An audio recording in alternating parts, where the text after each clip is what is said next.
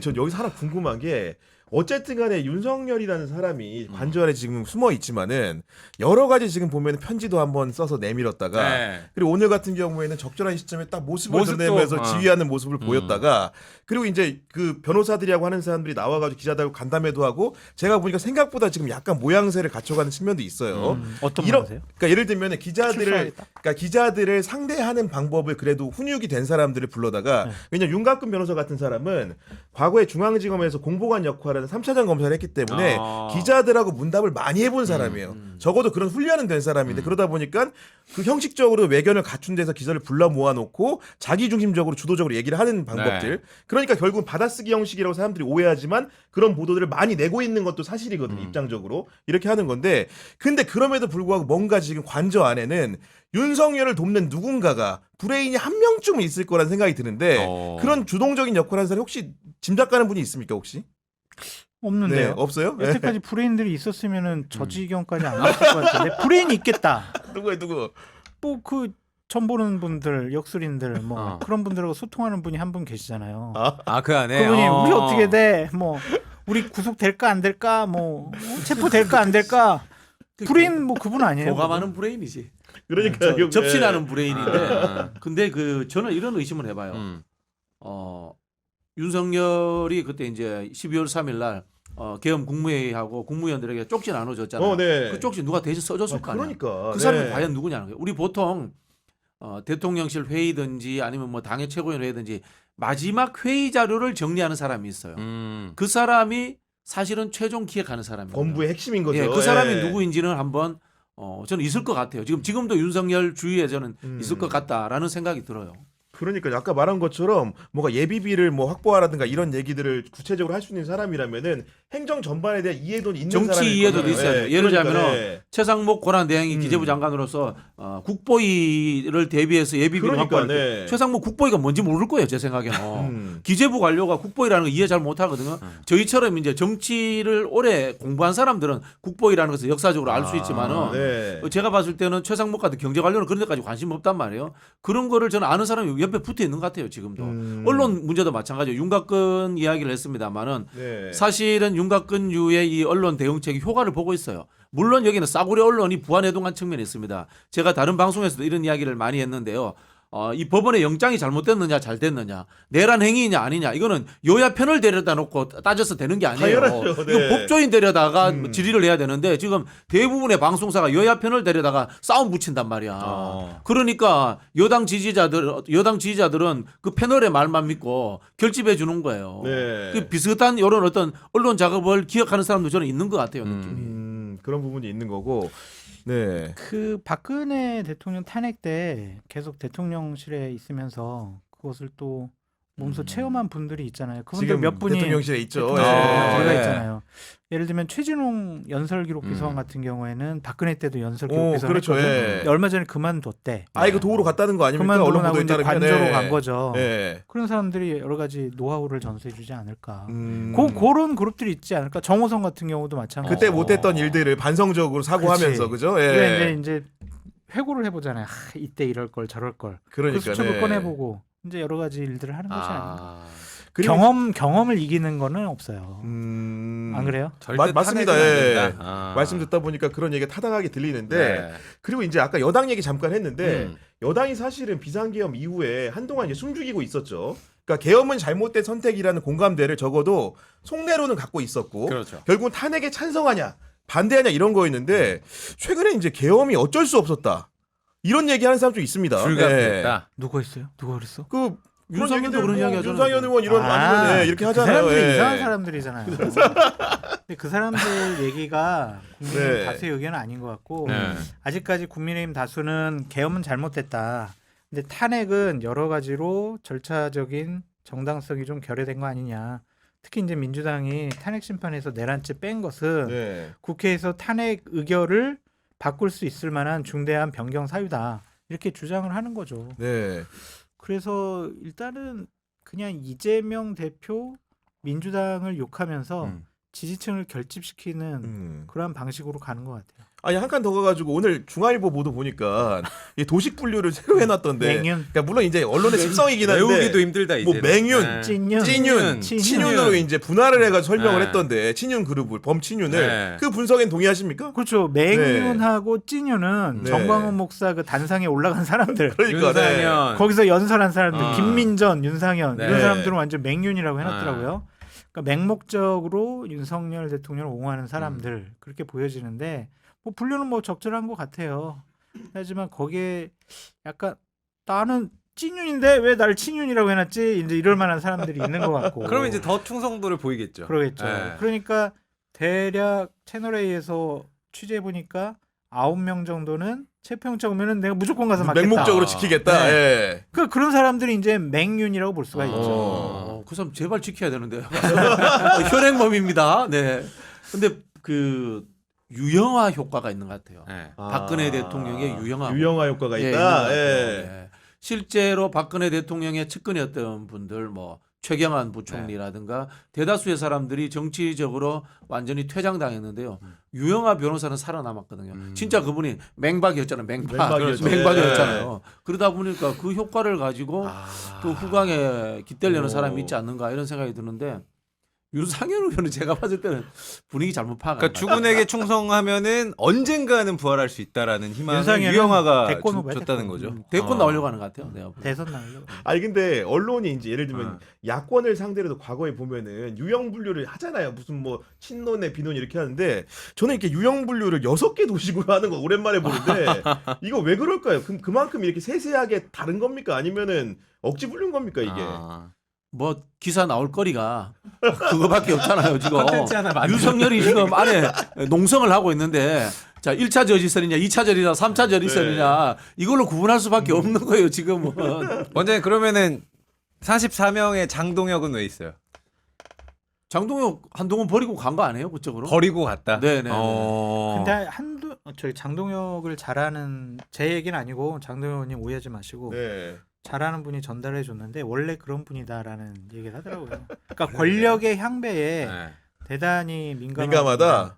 그러니까 한동훈 대표를 뭐 한동훈 대표의 측근이 된 것도 네. 한동훈 대표가 먼저 전화해서 저기 장동혁 의원님 저 좀 도와주세요 이게 그때 아니라 워낙 원내 인사가 없었잖아요 네, 주변에. 그게 아니라 네. 그냥 장동혁이 제가 가서 측근이 되고 싶습니다. 음. 그래요? 나내 측근 된다고? 고마워요 사무총장. 이거 맛을 봤잖아. 그리고 수석 지금 최고위원 했죠. 그리고 네. 예. 0.5선의 사무총장 한 거 아니에요 그분? 1.5 0.5선일 건데 아마 보궐선거로 들어서. 어. 그리고 또 그분 지역구가 저기 서해안의 시골 지역구잖아요. 태안. 네. 그런 아마 네. 지역구적 특성도 있을 거예요. 음. 장동현 최고위원 그 선임이었죠 그 당시에. 선임이죠. 선임이었죠. 예. 이해가 제일 안 가요 그분은. 되게 정의로운 네. 척했는데. 아니 왜냐면은 그 대통령실하고 한동훈 대표의 갈등이 있을 때 한동훈의 이불을 도맡았던 사람이기 때문에 저는 진짜 어떻게 저러지? 차라리 가만히 있지. 사실은 이게 소문인데 탄핵이 2차에서 의결되기 2차인가 1차인가? 네. 1차. 1차 첫 번째. 예. 첫 번째가 두 번째가 기억이 확실하지 예. 않은데 그 전에 윤석열 대통령 찾아가서 뭐 충성 맹세를 했다. 그런 그런 소문까지도. 소문도 썰이 있어요. 있었다. 사실이 아니라고 생각이 들지만 아. 그런 얘기까지. 아니 근데 장동혁 의원 이상한 자체가 사람이네. 기본적으로 이제 국회 파견 판사를 하셨잖아요. 그러다 보니까 여야를 두루 잘 알고 원래 지날 때도 그 야당에서도 이분이 여당색이라는 생각을 많이 안 했던 분이에요. 그러다고 하더라고. 기본적으로 색채 자체가 맞아. 왔다 갔다 하는 분이기 때문에 저는 이제 한 가지 실망스러운 점이라고 한다면은 결국은 권력 추종적인 그렇죠. 태도를 취했기 때문에 그것들이 유연한 태도로 평가받는 게 아니고 정말로 이제 살 길만 찾는 게 아닌가라는 의심을 하게 되는 거죠. 사람들이 주변 사람들이. 판사들이 대부분 예. 그렇대요. 진짜 좀 뭐, 이게 뭐 직업 비하 발언은 아닙니다만 네. 판사들이 대부분 그렇대요. 아니 그리고 저는 이제 개인적으로 궁금한 게 국민의힘 지도부가 진짜 생각이 뭔가 너무 궁금하다. 왜냐면은 권성동 의원도 언론에 대놓고 얘기해요. 지도부는 절대로 관저가면 안 된다 맞아요. 이렇게 네. 얘기를 하는데 네. 보면은 뭐 비대위원 갑니다. 원내대표 비서실장 갑니다. 비대위원장 비서실장 가거든요. 그렇죠. 이거 진짜 속마음 어떤 겁니까 지도부는? 예. 내 마음 나도 몰라 이런 것 같아요. 그러니까 지금 되게 혼란스러울 것 같습니다. 네. 비상계엄은 잘못됐다고 하는데 탄핵은 잘못됐다? 그렇게 얘기하잖아요. 네. 그러니까 이게 뭐냐고. 이해가 안 가. 뭔 네. 말을 하는지 이해가 안 돼. 비상계엄 선포한 것은 잘못됐고 그로 인해서 탄핵이 됐는데 탄핵은 또 잘못됐고 일관성이 있는 건가? 다 잘못됐다고 다 하니까? 잘못됐고. 그러니까 이제 조금 그분들 생각은 이런 것 음. 같아요. 윤석열 부부랑은 이제 결별을 해야 국민의힘이 네. 앞으로 살아갈 수가 있다. 근데 하지만 지지층이 워낙 강렬하게 옹호를 하고 있으니 네. 너무 멀게만 보이면 안 된다. 네. 그러니까 강하게 지도부 중에 누구, 의원들 누구 이렇게 관저가서 윤석열 지키는 모습 보이는 거 네. 뭐 결사적으로 적극적으로 말리지는 않겠지만 그게 또 찬성하지 않는 모습을 보이면 어정쩡한 태도. 그럼 나중에 할 말은 있잖아요.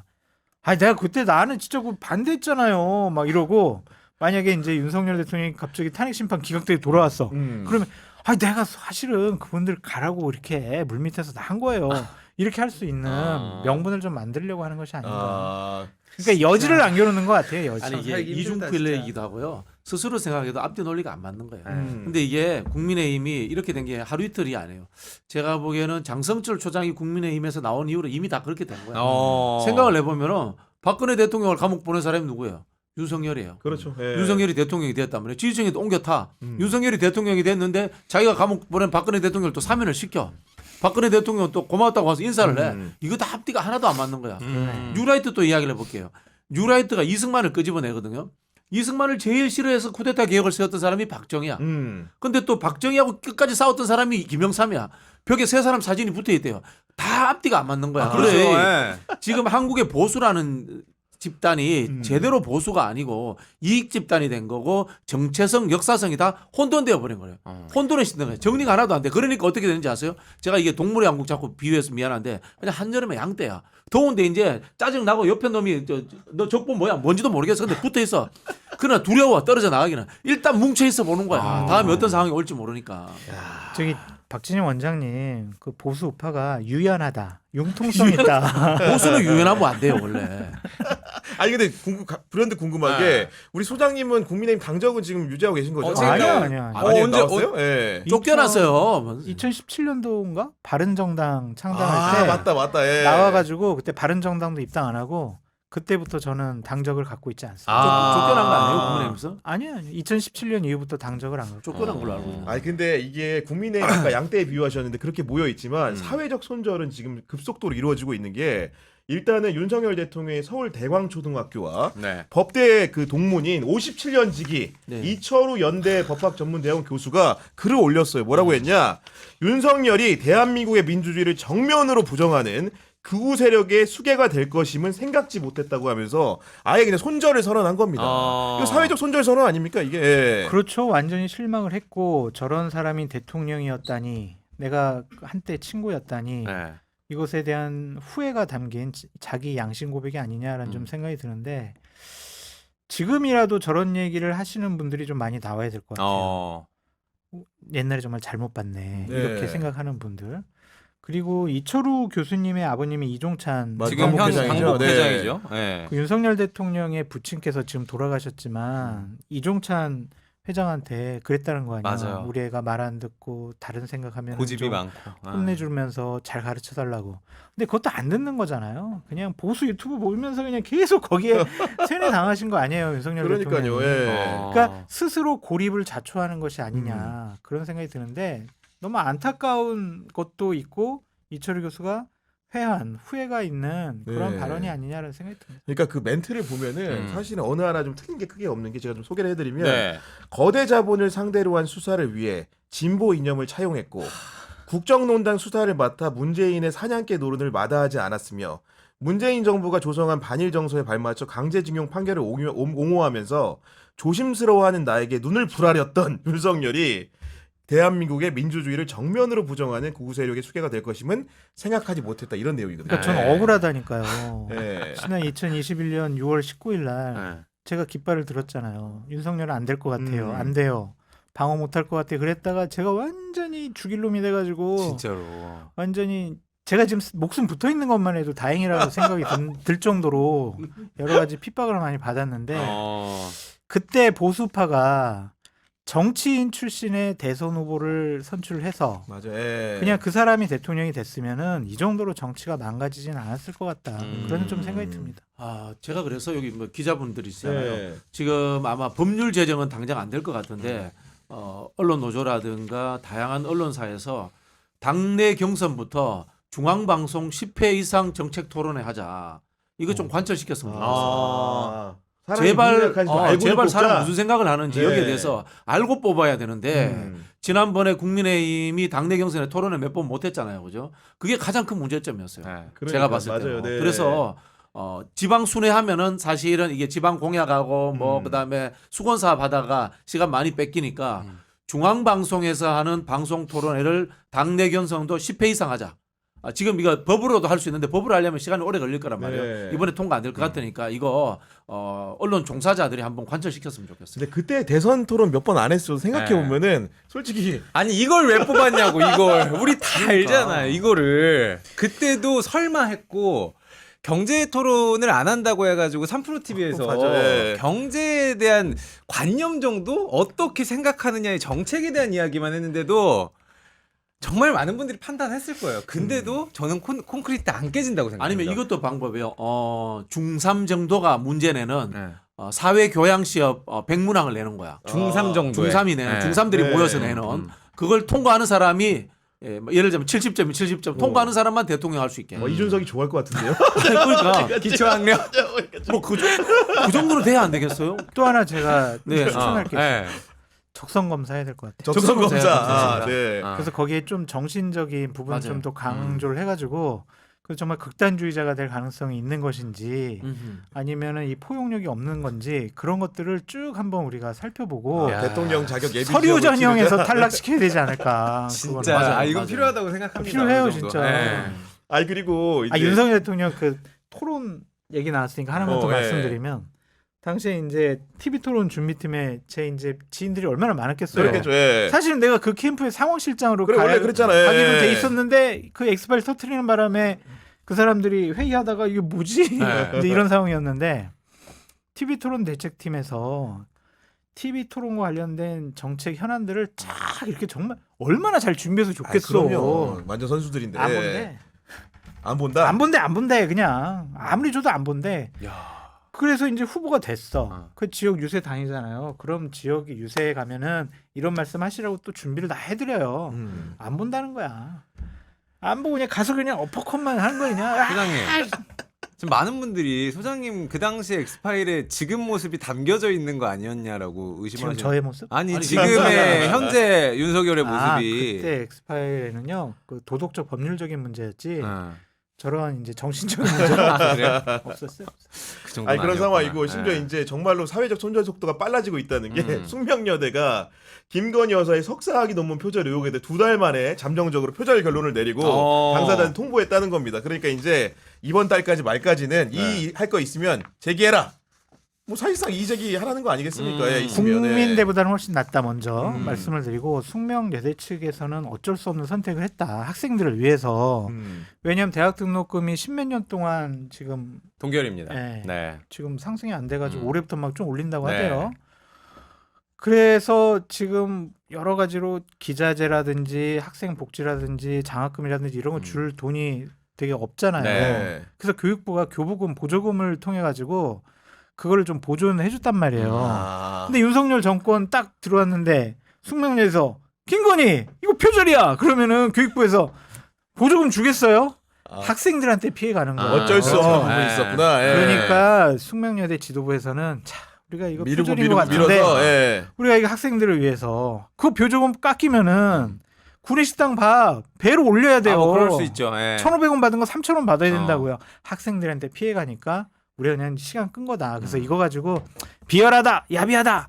그러지 말고 그냥 어쩔 수 없었다. 근데 어쩔 왜 수 없다. 예. 본인에게 통보해요? 사회적으로 오픈해야 되는 거 아니에요? 그러니까 보니까 최종 결과는 절차. 이의 제기 받은 다음에 있으면은 그 문제 제기란 동문회에도 민주동문회인가요? 거기다 네네. 알려주게 돼 있나 봐요. 그러니까 네. 민주동문회에는 그런 절차를 진행했다고 통보를 하면서 아마도 이제 언론에도 그런 내용이 전해진 것 같습니다. 일단 네. 김건희한테 네, 보여주고 이의 이의제기 하세요. 기회를 줘야 되니까. 이의제기 네. 기한 끝나고 나면은 공개하겠다. 그렇죠. 예, 근데 그런 안 상황인 것 받았대? 같습니다. 예. 안 받- 안 받았지. 솔직히 업한 걸로 돼 있어. 이의 없지 뭐. 안 받았지. 아니 참 아니, 근데 수식어도 저기- 잘해요 진짜. 있습니다. 문 앞에 예. 놓고 왔으면 또 인정될 수도 있는 거죠. 아니면 꽃다발에다가 예. 넣어가지고. 이렇게. 그럴 수도 있겠네요. 그러니까 이게 뭔가 지금 정말로 이렇게 우리 사회에 네. 탈세하시는 분들, 아니 우리 탈법 생각을 하시는 분들 해보시면요. 진짜 이게 시사하는 바가 커. 윤석열이라는 사람이 네. 대통령이 됐으니까 우리가 비판하고 있지만은 사실 검찰총장감도 안 되는 거죠, 그죠? 이렇다면 그렇죠. 이런 분이 지검장감은 되는 겁니까?